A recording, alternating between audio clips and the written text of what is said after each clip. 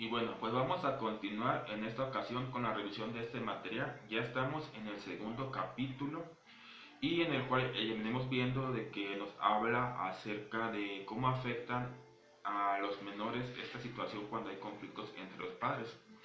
En el apartado anterior veíamos que es acerca de ciertas conductas. En este apartado nos va a hablar ya de ciertas manifestaciones o ciertas características que van más enfocados a la parte psicológica y que tienen que ver con emociones y sentimientos que el niño puede estar sufriendo o pasando. Como tal, aquí el apartado se llama síntomas de divorcitis.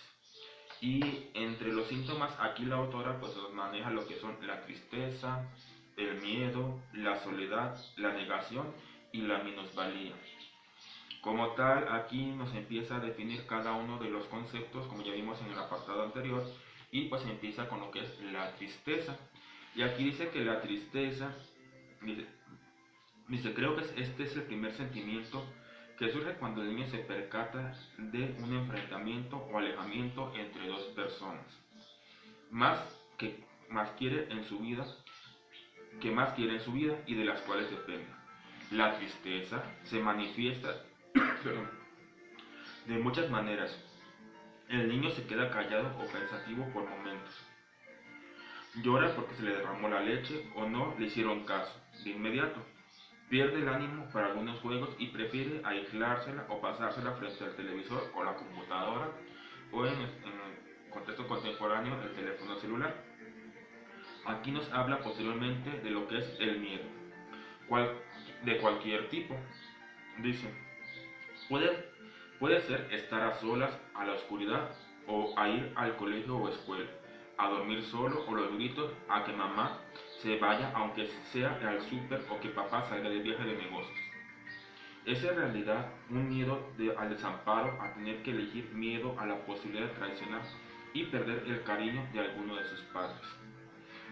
Soledad, una sensación de estar solo con el problema porque con muchos casos ni siquiera se platica entre hermanos. El niño siente que nadie puede entender lo que le pasa y aunque los papás de su primo también se pelean o se han divorciado, él piensa que su asunto es mucho más grave, sobre todo porque cuando ve a su primo es para jugar y no lo ve llorar. Tengo un cuento que habla sobre un niño cuyos papás se pelean. El pequeño libro ha sido mi mejor socio cuando me llegan a casos de divorcio. Dice, Alicia es una niña de 9 años. Después de leer conmigo el cuento me dijo, si existe un cuento sobre esto, quiere decir que hay muchos niños más a los que les pasa lo mismo que a mí. Para Alicia fue un gran consuelo saber que no estaba sola en su dolor y que otros habían podido salir adelante. He conocido muchos niños que no quieren que nadie sepa su situación familiar por miedo a ser rechazados y juntan a este sentimiento el de nostalgia porque nada es como antes. El siguiente apartado que viene aquí es la negación. Este es un antiguo mecanismo de defensa que todos usamos algunas veces y que en este caso para los niños resulta muy útil momentáneamente. El proceso de la negación es que simple y sencillamente no pasa nada. Papá y mamá se pueden estar aventando la vajilla completa y el niño desea pensar y piensa que es una linda forma como se quieren sus papás. Es tal el dolor de concebir que se separen, que cierren los ojos y crean que su propia realidad en el cual papá y le pegó a mamá y por eso fue sin querer o bien mamá ocurrió el papá de la casa pero se va a arrepentir y todo va a seguir igual que antes. Muchos padres interpretan la negación como ausencia de problemas, es decir, el pequeño no está siendo afectado por los conflictos matrimoniales, sin embargo es la más peligrosa esa actitud que el hecho de rebelarse o entristecerse, porque en el primer caso viene después una especie de rebote. Tengo dibujos hechos por niños cuyos padres se han separado desde hace más de 5 años y aún lo dibujan tomados de la mano, dentro de un corazón, como una forma de anular la realidad y negar que le duele. Bueno, también esto ya lo habíamos comentado en uno de los videos que empezamos a ver el capítulo y veíamos que pues los niños observan las conductas que hacemos y sobre todo aquí que hay ciertas, a veces no queremos, no saben cómo expresar esas situaciones, y que estas cuestiones de los pleitos entre papás lo llegan a ver tan seguido que es la forma en que ellos aprenden a relacionarse luego posteriormente en edad adulta y van a intentar repetir estos patrones en sus casas. Muchas veces estos padres pues fueron los que también tuvieron en casa, vieron estos patrones y por ello pelean de una manera constante, ¿verdad? Posteriormente el siguiente conflicto que nos habla aquí nos habla acerca de la culpa. Dice, cuando los niños no encuentran una explicación clara y suficiente para ellos sobre la causa de los pleitos o la separación de los padres, entonces sacan sus propias conclusiones. Muchas veces estas conclusiones son que los papás pelean por culpa de ellos. Las bajas calificaciones, los pleitos entre hermanos, la sopa que no se acabaron y el dinero que les hacen gastar son considerados como los causales definitivos. Los mismos hermanos se regañan unos a otros. Deja de hacer eso. ¿No ves que mis papás se van a volver a pelear? Estas afirmaciones les corroboran a los niños su culpa.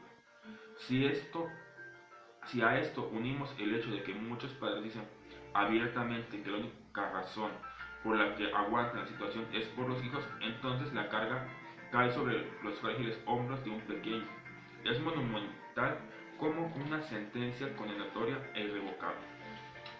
El siguiente apartado es la minusvalía. Y aquí nos dice sentir que se es inferior, menos valioso, diferente. Ese sentimiento se origina cuando un niño, al sentirse responsable de lo que le ocurre, se habla a sí mismo con una serie de reproches y pensamientos negativos. Si yo hubiera o bien si yo no hubiera. La drástica evaluación queda comprobada para el pequeño cuando sigue haciendo su mejor esfuerzo por reconciliar a sus padres y no logra ningún avance. Al contrario, un día se da cuenta de que dijo algo que papá o mamá o los puso de peor humor y que serviría como arma de guerra en el próximo enfrentamiento. Siempre meto la pata, decía Marina, cuando estaba en su etapa de cupido fallido. Yo quería que mi papá se pusiera feliz de saber que mi mamá ya se estaba arreglando todos los días y no andaba de panza, que a él le chocaba, y en vez de alegrarse se puso furioso y me hizo muchas preguntas sobre a dónde salía mi mamá y si tenía algún amigo nuevo. La conclusión de Marina antes de este episodio era que ella era una tonta y una torpe, y a su ya baja evaluación se agregó la opinión de su mamá, que la calificó de chismosa. Cuando los pilares de una construcción comienzan a debilitarse o deciden cambiar sus posiciones, esa construcción se viene abajo. Todos los niños pueden sentirse tristes, con miedo o creer que no valen lo que en verdad valen. Las causas pueden ser diversas, así como las soluciones. Estoy convencida de que siempre habrá algo que hacer para ayudarlos desde el momento en que conocemos lo que ocasionó el problema. En el caso del divorcio es muy importante abrir los ojos y aceptar si estos signos y síntomas se deben a la relación conflictiva de papá y mamá, porque si no se acepta a tiempo el origen del mal y se busca en todos lados, menos dentro de la casa, la enfermedad se instala como una forma de vida y se contagia a todos de tal manera que la familia se acomoda a esa situación. Cuando los niños escuchan el primer grito del fin de semana, nada más dicen, ahí van papá y mamá otra vez. De ahí la importancia de tener cuidado de nuestros actos y conductas que hacemos frente a los hijos, ya que siempre nos están observando y es la principal forma que tienen ellos de aprender. Y bueno, hasta aquí este apartado y en un momento continuamos con los siguientes. En este caso ya viene lo que es la historia de un caso, la parte donde los papás no se divorcian por la cuestión de los hijos. Y ya casi terminamos este capítulo. Gracias por acompañarme hasta aquí y en un momento continuamos.